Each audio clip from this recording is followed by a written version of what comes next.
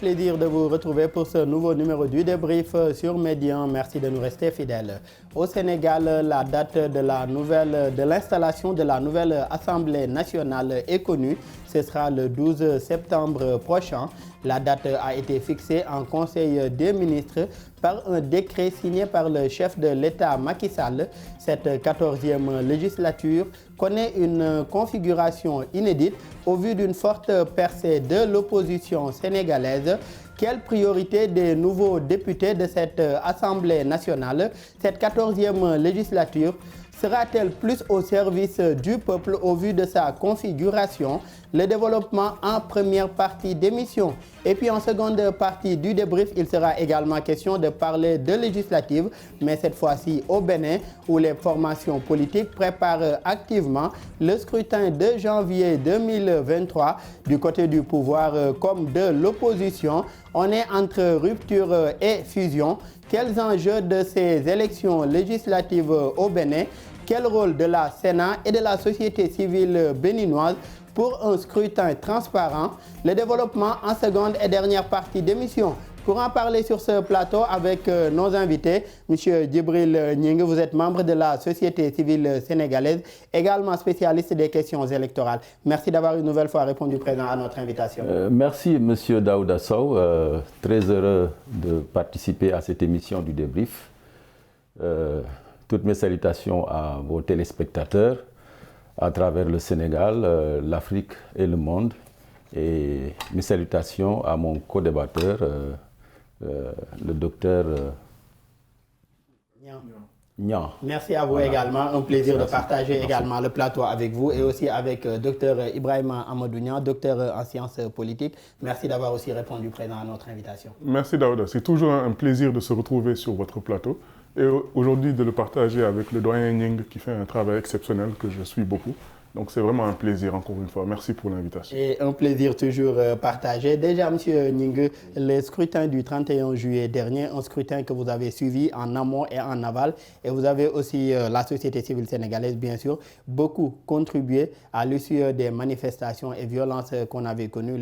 La société civile sénégalaise avait joué un certain rôle pour un scrutin apaisé. Aujourd'hui, quelle lecture faites-vous des résultats issus de ce scrutin du 31 juillet dernier? Merci. Ces résultats des élections législatives du 31 juillet dernier sont des résultats, il faut le dire, sans précédent dans l'histoire politique du Sénégal. Et c'est des résultats qui offrent une très grande opportunité au Sénégal en ce qu'ils indique le sens du vote des citoyens sénégalais. On a assisté à une fermeture progressive à un rétrécissement de l'espace politique et l'espace civique. Et qu'est-ce qui a occasionné ce rétrécissement-là? Justement, ce rétrécissement à partir de la chasse aux sorcières, à partir de la traque des biens mal acquis, donc du jugement et de l'emprisonnement de Karim Wade, n'est-ce pas, jusqu'à la veille, comme je disais, des élections de 2029. Il y a eu entre-temps des tensions politiques, des dossiers politico-judiciaires, il y a eu des manifestations interdites, réprimées, des morts, qui a exclu plusieurs candidats aux élections présidentielles de 2019, législatives de 2017, n'est-ce pas? Voyez. Donc, le sens du vote aujourd'hui des électeurs, c'est un sens qui indique, n'est-ce pas, qui est pour une ouverture, une institutionnalisation même de l'ouverture de l'espace politique et civique. Alors, pourquoi une institutionnalisation? Parce que lorsqu'on examine l'histoire politique du Sénégal, on se rend compte qu'il y a une sorte de succession, de fermeture de l'espace politique et d'ouverture et de réforme de l'espace politique. Voyez. Et cela donne une sorte de schizophrénie, justement. Je pense que les Sénégalais en ont marre parce qu'ils se rendent compte que ça ne mène à rien. Cela met la démocratie sénégalaise dans une sorte de tour de Babel, n'est-ce pas? Et les Sénégalais ont indiqué la nécessité d'en sortir pour aller vers une démocratie parlementaire renouvelée, délibérative et participative, en phase avec les besoins des aspirations des populations. Aujourd'hui, comme l'a rappelé tout à l'heure M. Nia, comme l'a rappelé M. Ning, on note depuis la seconde alternance au soir de 2012, on notait aujourd'hui une certaine restriction des libertés civiques, individuelles et collectives, avec des emprisonnements, des traques de biens mal acquis, des manifestations interdites, réprimées et tout. Aujourd'hui, au soir des élections de juillet dernier, le peuple sénégalais a une fois de plus également donné une belle leçon de démocratie à la face du monde. Aujourd'hui, selon vous, face à cette situation, c'est-à-dire l'ouverture aujourd'hui de l'espace civique, comment arriver à, comme l'a proposé M. Ning, institutionnaliser aujourd'hui l'ouverture de cet espace civique et politique au Sénégal?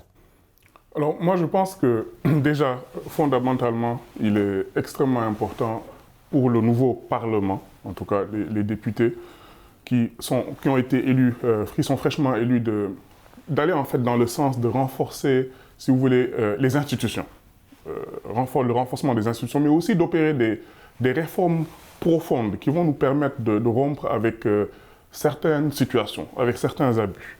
Et je pense que fondamentalement, il faudra voir comment garantir de plus en plus l'indépendance, en tout cas des médias, renforcer l'indépendance des médias, renforcer aussi la participation citoyenne en travaillant avec la société civile qui a déjà des mécanismes en place, qui a déjà une expérience dans ce domaine-là.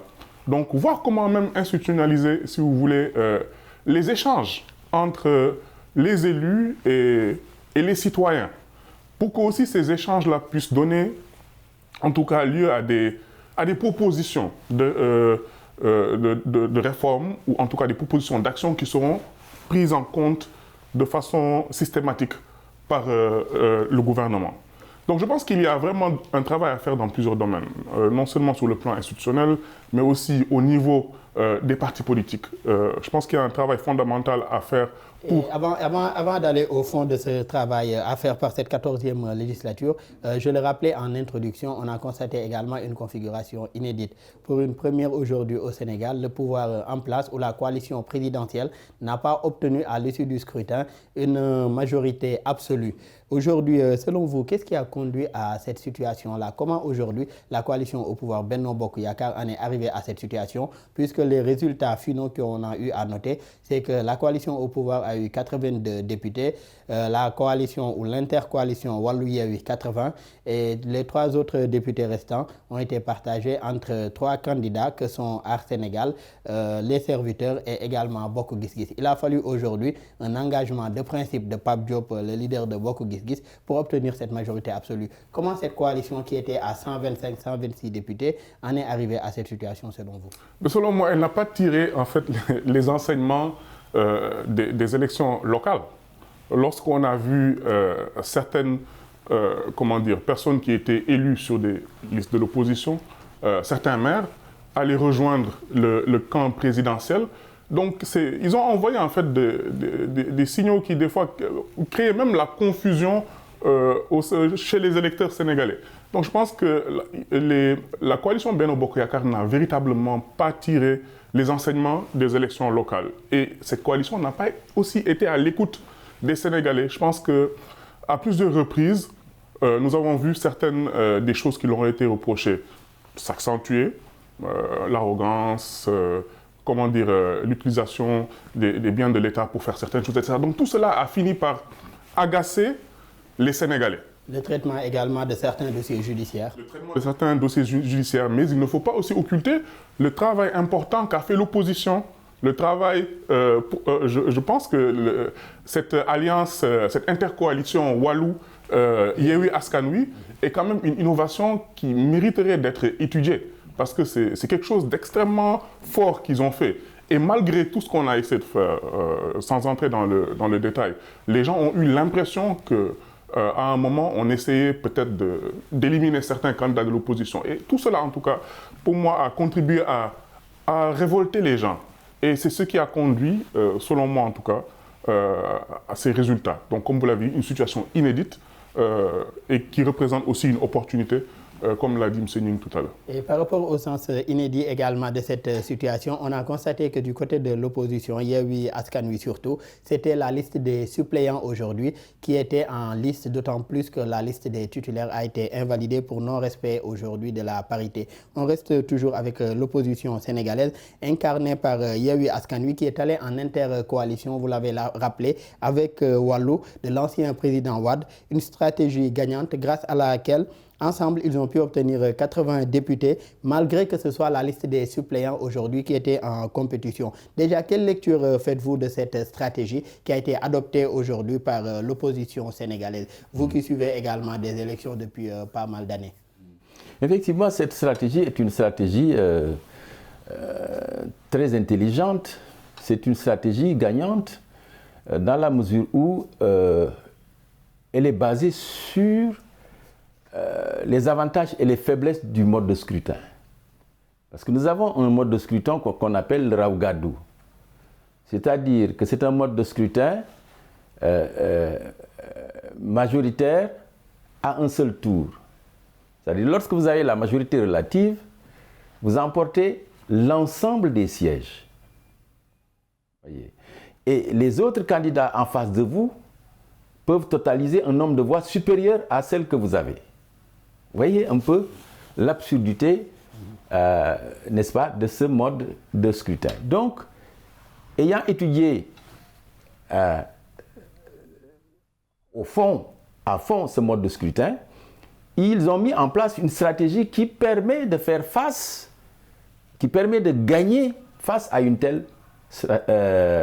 tel mode de scrutin. Parce que habituellement, c'est le parti au pouvoir qui rafle tous les postes à ce niveau-là. Parce qu'il a l'avantage d'être implanté géographiquement sur l'ensemble du territoire, jusqu'au fin fond, au village, n'est-ce pas, au niveau des villages. Donc d'avoir un appareil également électoral assez puissant. Alors, donc cette stratégie a été bâtie sur cette base-là, en s'appuyant sur l'appareil électoral d'un certain nombre de partis, dont le PDS, qui est un vieux parti, n'est-ce pas, qui a une base électorale, n'est-ce pas, assez vieille. Et il y a eu donc la jonction entre ce parti-là, qui mobilise jusqu'au niveau même des villages, des arrondissements, et d'autres partis qui sont plus implantés au niveau des jeunes et des femmes, au niveau des villes. Voyez, l'un dans l'autre, ça a permis de faire face aux inconvénients de ce mode de scrutin et de capitaliser sur les avantages de ce mode de scrutin. Et c'est d'ailleurs comme ça que s'est organisée l'intercoalition, puisque dans certaines zones reculées, c'est plutôt la liste de Wallu, pour la liste de Wallu qu'il fallait voter. Dans certaines localités urbaines, comme vous l'avez rappelé, c'était plus la coalition Yewwi Askan Wi qui devait être choisie, c'est-à-dire la liste de Yewwi Askan Wi. Mais cette intercoalition-là aussi, est-ce qu'elle n'a pas un autre défi à l'hémicycle, c'est-à-dire de préserver cette unité au sein de l'hémicycle, afin aujourd'hui de réussir leur mission, la mission qui leur a été assignée par les populations à l'issue du scrutin de juillet dernier? Tout à fait. Cette intercoalition a plusieurs défis à relever. Plusieurs défis, parce que le message des Sénégalais est très clair. Ils veulent aller à une démocratie apaisée. S'ils ne donnent la force de décider entièrement à aucune des coalitions, ni à eux, l'opposition, ni à la majorité, voyez, il faudra faire jouer des coudes et des mains pour, au cas par cas, avoir la majorité sur telle loi qu'il faut voter, qu'il faut rejeter, etc. Il faudra user de stratégie et tout ça là.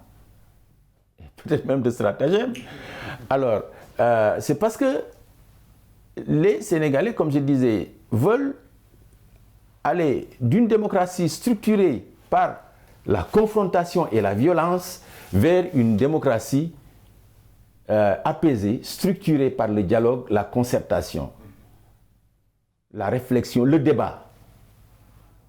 Ils veulent aller vers une démocratie parlementaire délibérative et participative, c'est-à-dire échanger même avec les populations, n'est-ce pas? Ne pas s'enfermer dans une tour d'ivoire au sein de l'Assemblée et débattre comme ça. Faire surtout remonter les préoccupations des populations, voilà. Puisque avec la 13e législature, cela faisait partie également des reproches qui leur étaient faits, c'est-à-dire qu'on ne sentait pas véritablement que c'était des députés qui représentaient ce peuple-là qui les avait élus.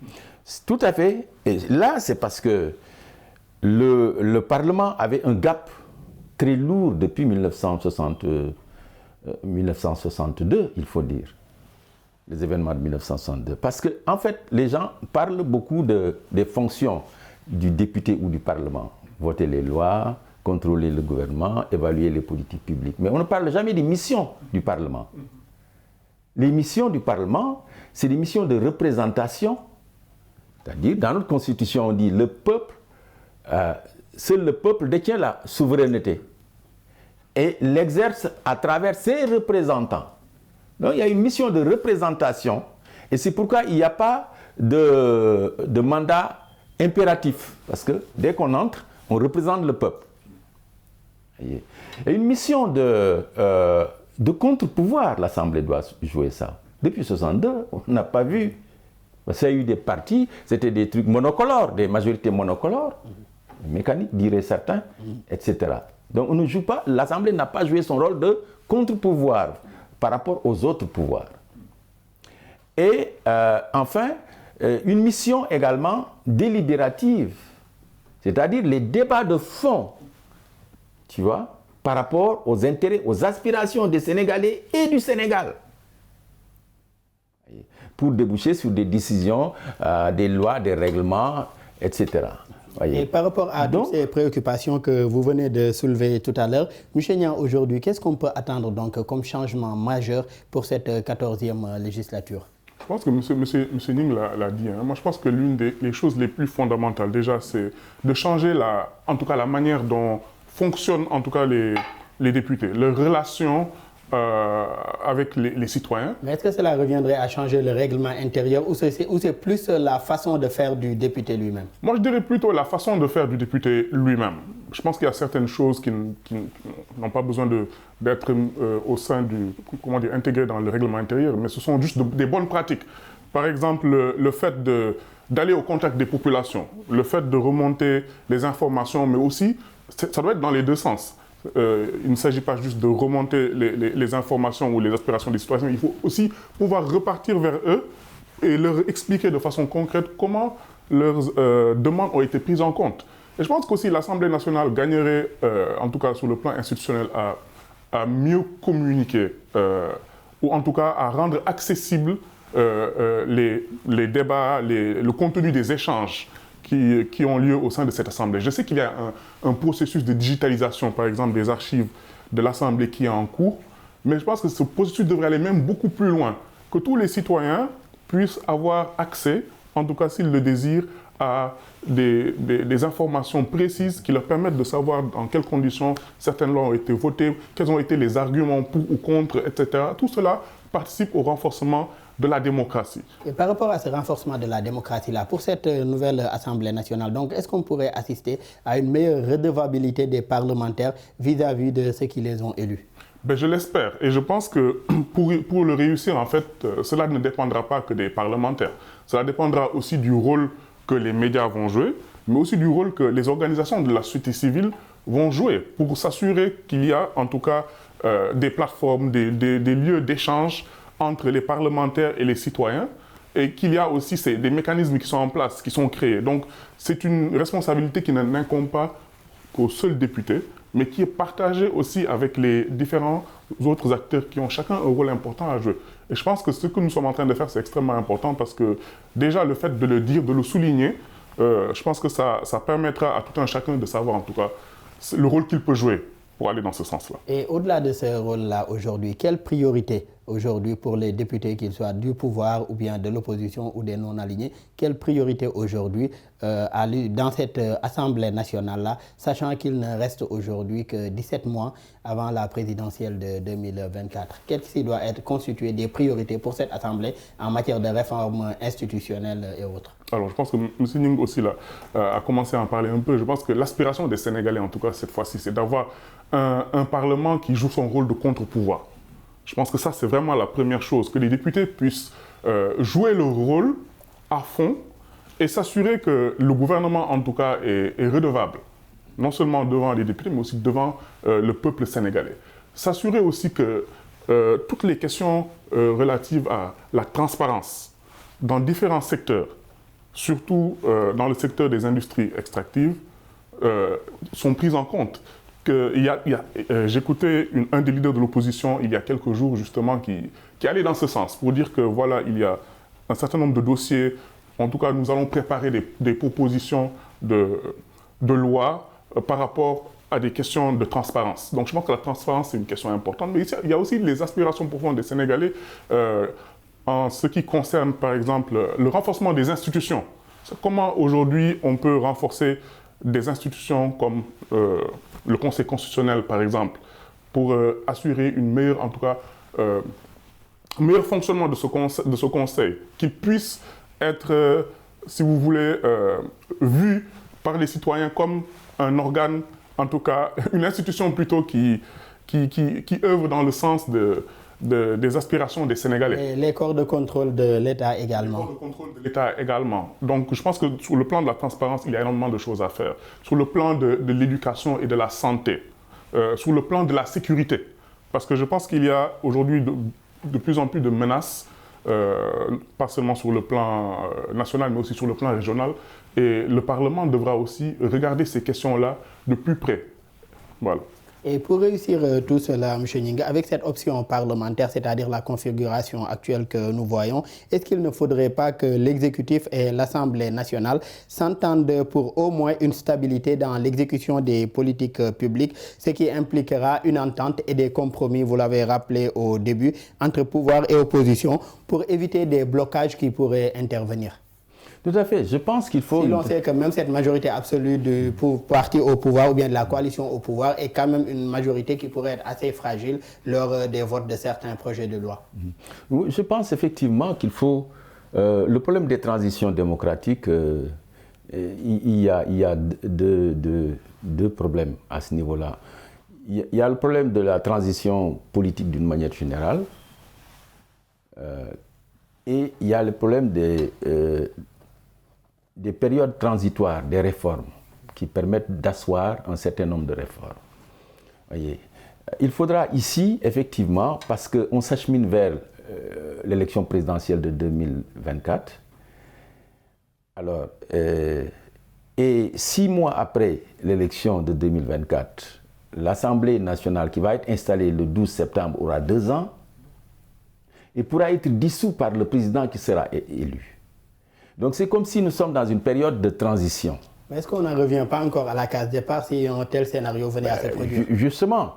Et c'est pourquoi, justement, pour sortir de ce tour de Babel dont je parlais tout à l'heure, le moment est venu de profiter de cette opportunité-là aujourd'hui pour faire un certain nombre de réformes. Par exemple, l'une des réformes majeures au niveau de l'Assemblée nationale, c'est de faire en sorte que la séparation des pouvoirs soit une réalité.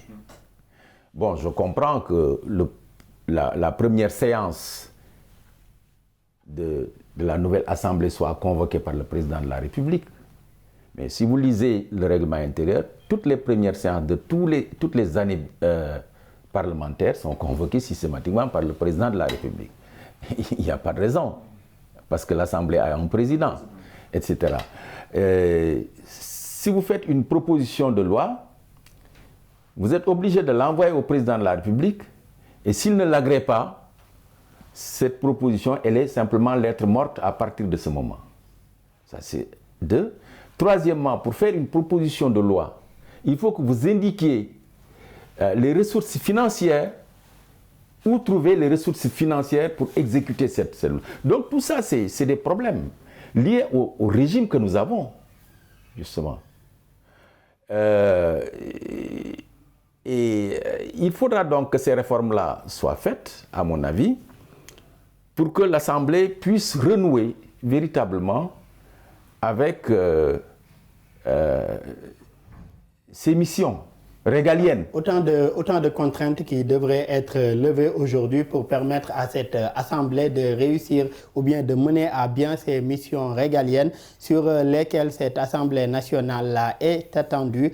Dans un autre pays également, il y a des législatives en vue. Il s'agit du Bénin où les élections législatives, les 9e du genre, sont attendues pour janvier 2023. Ce sera la thématique en seconde partie d'émission.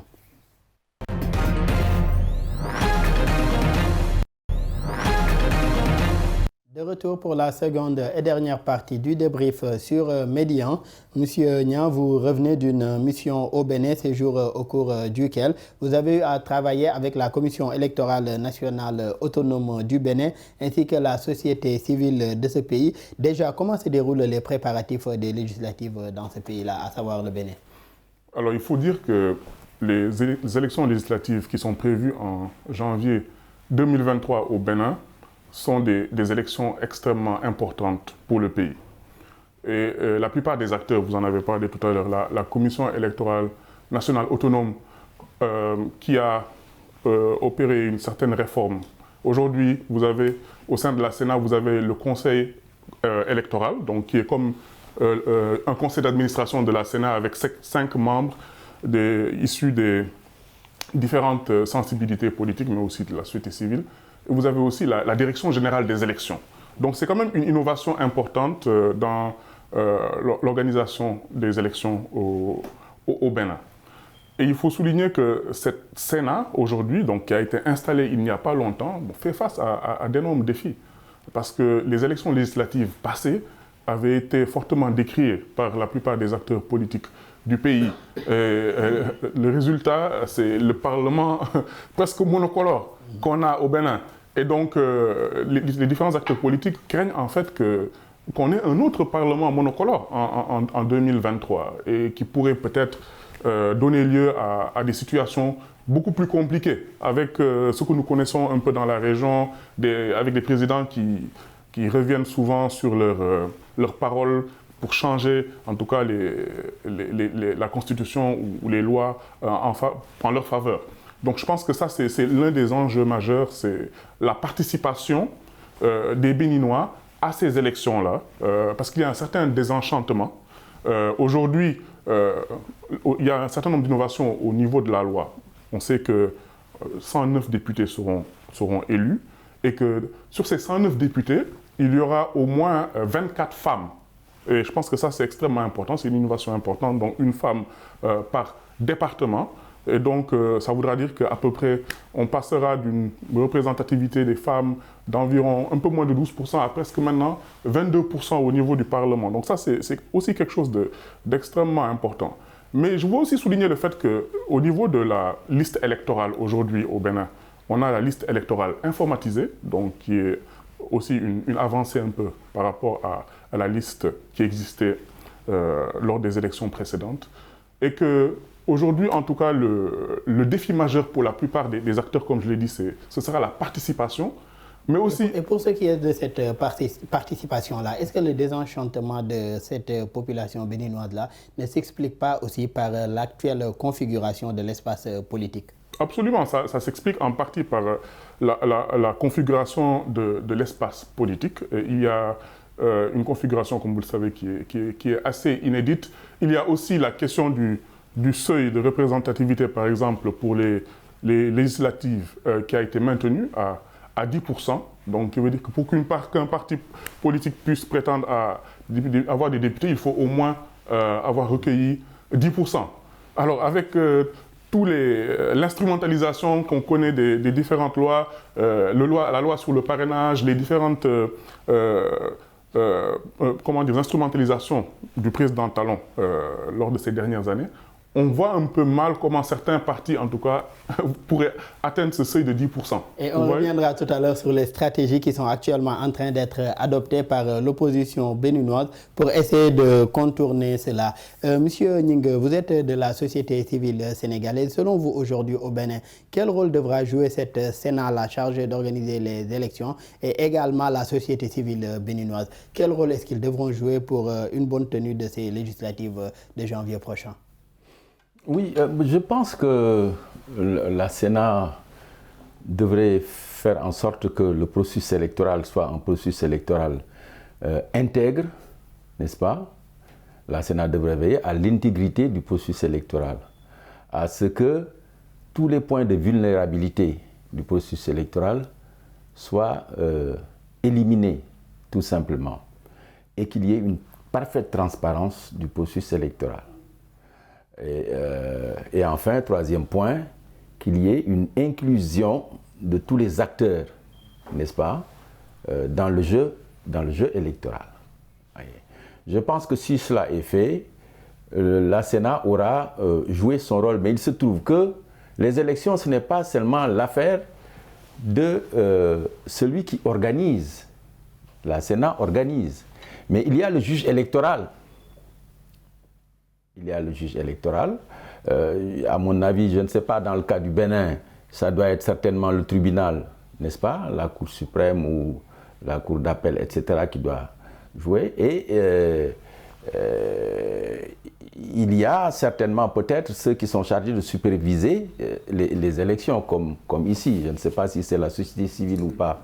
Alors, si la société civile a un rôle là-bas pour superviser les élections, elle devra, de façon tout à fait impartiale, justement, jouer son rôle à fond pour que ces élections puissent être des élections tout à fait transparentes, libres et démocratiques. Mais le problème du Bénin, en réalité, dépasse le cadre du processus électoral. Comme votre question précédente à M. Niang, tout à l'heure, c'est l'environnement politique même interne. Ce sont les stratégies mises en place par le président de la République pour éliminer ses adversaires, voyez, pour fermer l'espace civique et politique. Et par rapport à ce point-là que vous venez d'aborder déjà, d'après le nouveau code électoral en vigueur au Bénin, les députés de l'Assemblée nationale sont élus au suffrage universel direct au scrutin de liste à la représentation proportionnelle pour un mandat de 5 ans dans 24 circonscriptions correspondant aux limites des départements. Vous l'avez rappelé tout à l'heure. Aujourd'hui, mis à part la coalition au pouvoir et certaines formations qui leur sont favorables, qui soutiennent cette coalition présidentielle-là, est-ce que ce sera, autant pour moi, chose aisée pour l'opposition béninoise aujourd'hui d'arriver à capitaliser cela ou bien d'arriver à avoir des candidats ou des représentants dans ces élections législatives à venir? Oui, je pense que ce ne sera pas chose aisée, M. Niang l'a dit tout à l'heure.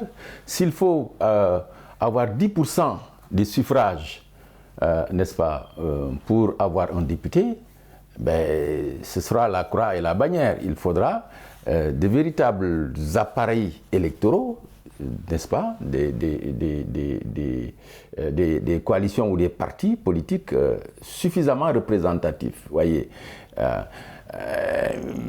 le mode de scrutin proportionnel, il est à mon avis bon, mais si dans le même temps, justement, on fixe une barre pour avoir le député à 10% comme ça d'autorité, ça fausse le sens et l'esprit d'un mode de scrutin proportionnel. Comme ça a été le cas pour le parrainage lors de la présidentielle. Voilà, parce que l'esprit et le sens d'un mode de scrutin proportionnel, c'est qu'on vous reflète, n'est-ce pas? Vous capitalisez automatiquement en termes de sièges ce que vous avez. Chose. Et il y a un quotient qui est généralement déterminé, c'est le nombre de suffrages valablement exprimés divisé par le nombre de sièges. Ça, c'est la norme. C'est une norme standard au plan international. Donc, si vous allez trouver un autre standard, 10% que vous inventez comme ça, voyez, vous sortez des standards et vous imposez, on revient aux stratégies qu'il met en place pour gagner. Il sort des standards. C'est ce qu'il a fait au niveau du parrainage, ce qu'il a fait au niveau de la rationalisation des partis politiques.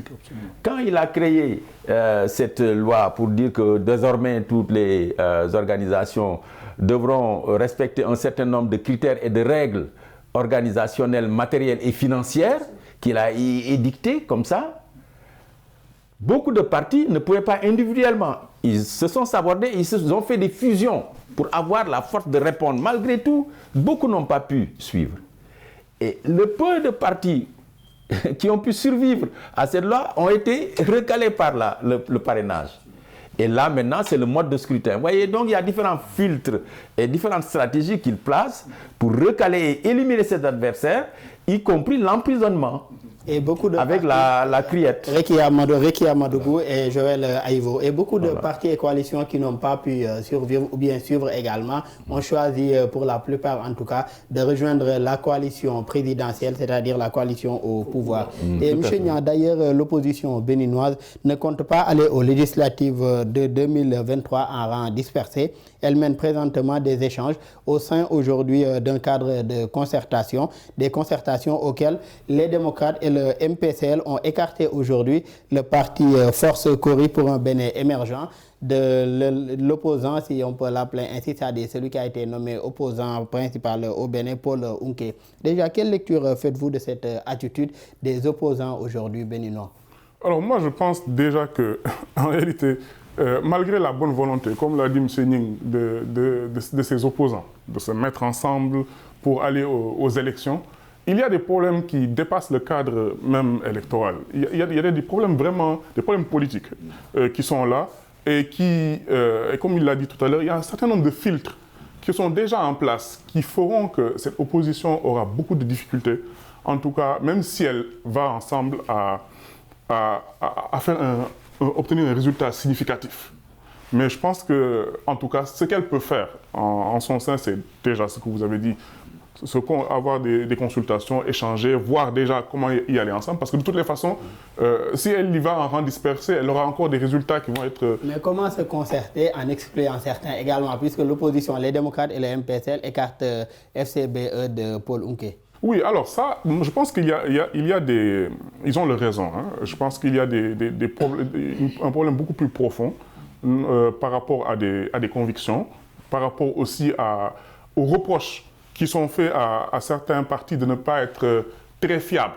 Donc je pense qu'il y a des problèmes qui dépassent le cadre vraiment politique et qui sont aussi importants dans ces contextes-là. Mais je suis tout à fait d'accord avec le fait que l'opposition ne peut pas aller ensemble. Déjà qu'elle est divisée, déjà qu'elle part diminuer, qu'elle ne devrait pas déjà en son sein avoir ces dissensions. Donc la première mission qu'elle doit s'assigner, c'est déjà comment faire une médiation pour permettre à ces partis-là qui ont décidé de ne pas aller ensemble, qu'elles puissent revenir ensemble, échanger, discuter et puis tomber d'accord sur l'essentiel pour aller aux élections. Et je pense aussi, ce qui serait important, ce sera vraiment de faire du porte-à-porte, de faire une sensibilisation des électeurs, parce que cette sensibilisation sera très différente de celle que la société civile béninoise compte faire.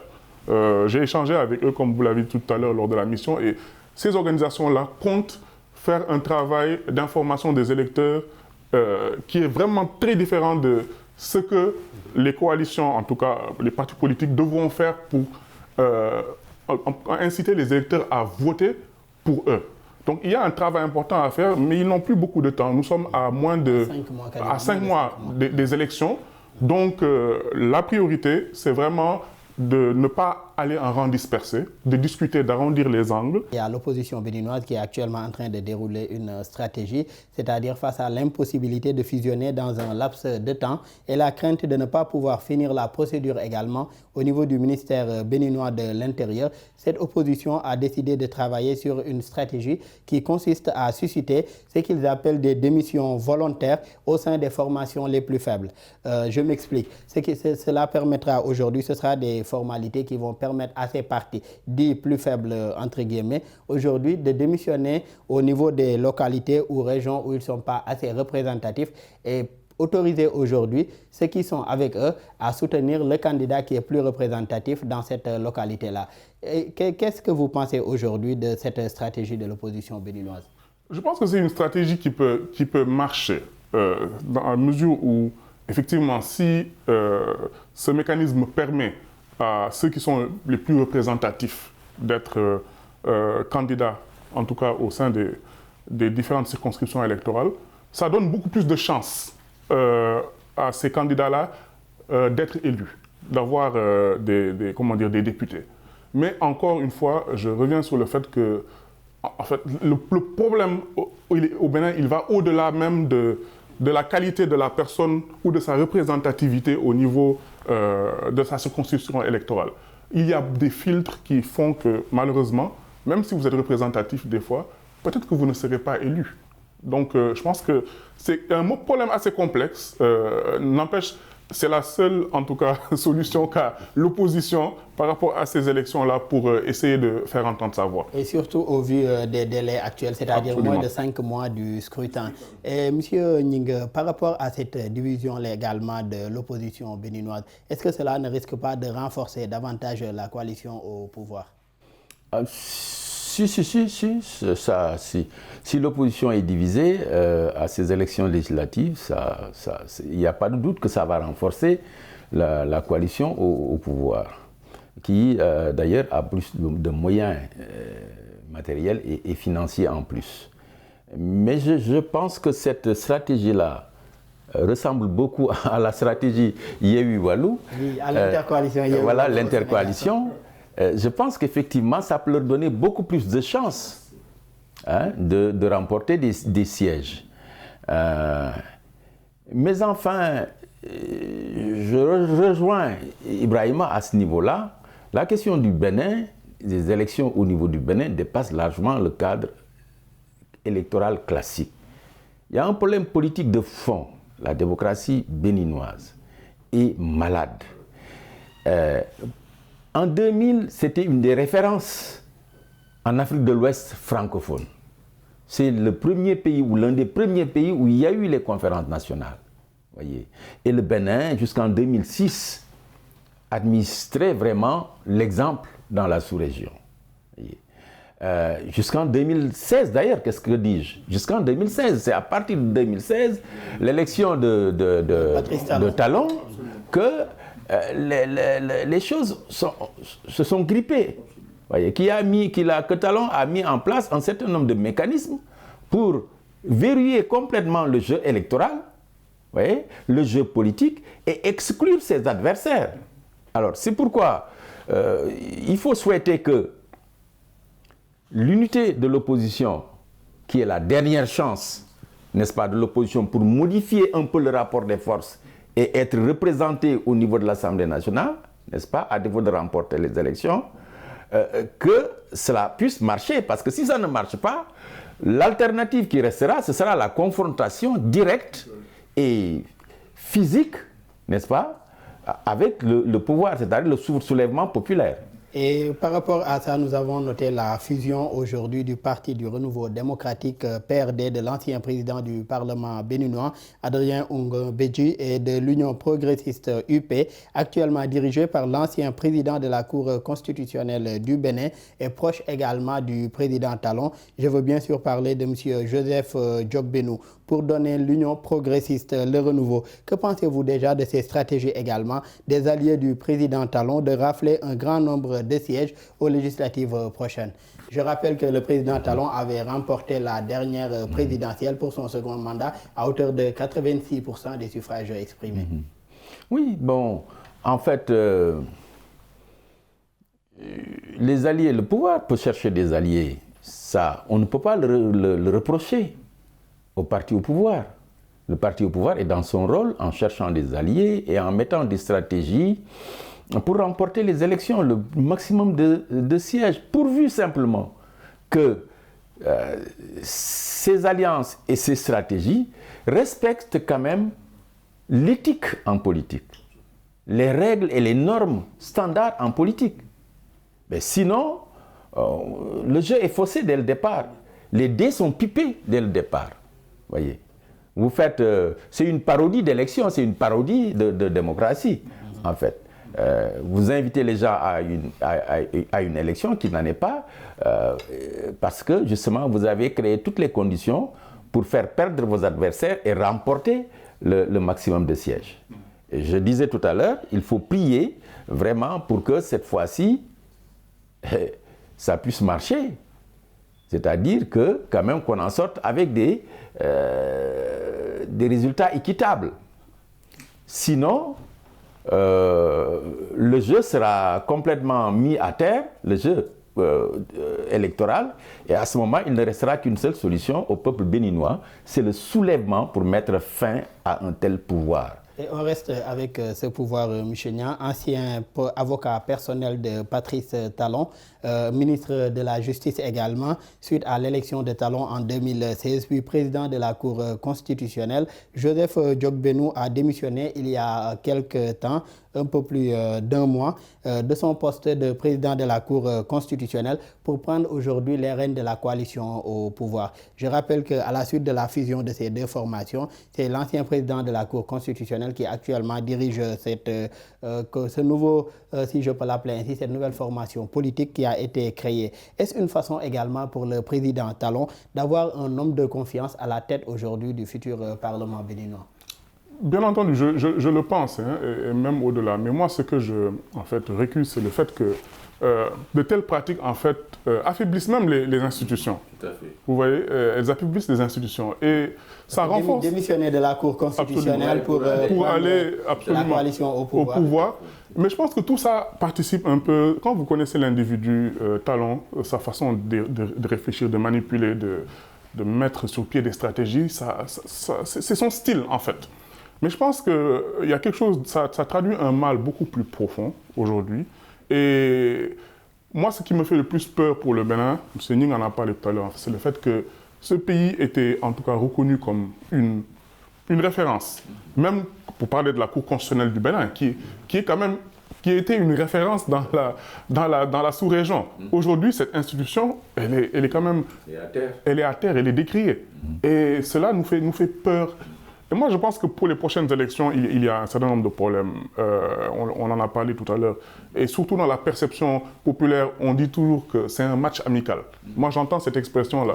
On nous dit que c'est un match amical. Qu'est-ce que ça veut dire? Ça veut dire ce que ça veut dire. Ça veut dire qu'on sait déjà à l'avance ce qui va se passer. Tout à fait. Donc, pourquoi perdre son temps pour aller voter? En fait, c'est la question que se posent beaucoup de citoyens béninois. Et aussi, moi, ce qui me fait le plus peur, c'est qu'aujourd'hui, que vous puissiez rencontrer des gens qui vous disent que, bon, finalement, on se rend compte que le président est en train de travailler, qu'il fait des réformes sur le plan économique, donc c'est pas grave. On peut oublier les problèmes, les questions des droits de l'homme, etc.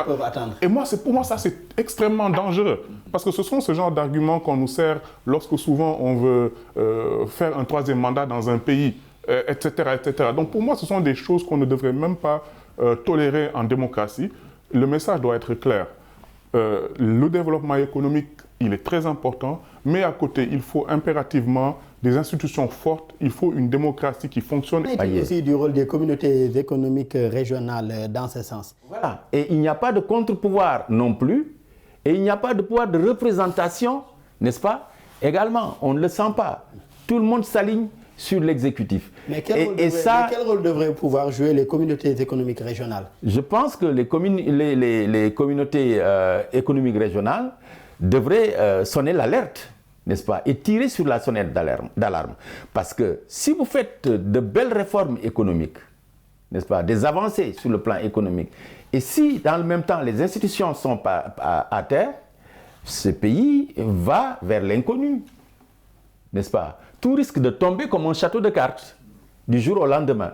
Et c'est pourquoi, à mon avis, comme Ibrahima le disait tout à l'heure, le moment est venu pour que vraiment on tire sur la sonnette d'alarme. Et ça, ce qui devrait le faire, c'est les organismes sous-régionaux qui sont là en place et qui se rendent compte bien de ce qui est en train de se passer. Et M. Niang, ces organismes régionaux et sous-régionaux, est-ce qu'ils ne sont pas confrontés à un autre problème, c'est-à-dire le principe de souveraineté de ces États-là?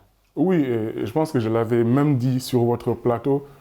La question justement de la souveraineté de ces États-là, elle revient comme, en tout cas, l'un des problèmes fondamentaux qui bloquent aujourd'hui des décisions. Je vous donne juste un cas concret. On est aujourd'hui en train de parler de la finalisation, en tout cas, du protocole additionnel révisé, protocole additionnel sur la démocratie et la gouvernance. Mais lorsque vous avez l'écho, en fait, des discussions qui sont en cours, il y a certains pays qui sont en train de bloquer certaines choses, je veux dire certaines dispositions, notamment celles relatives, par exemple, à la question de la limitation des mandats. Et lorsqu'on vous dit, on vous décline l'identité de ces pays-là, vous êtes choqués.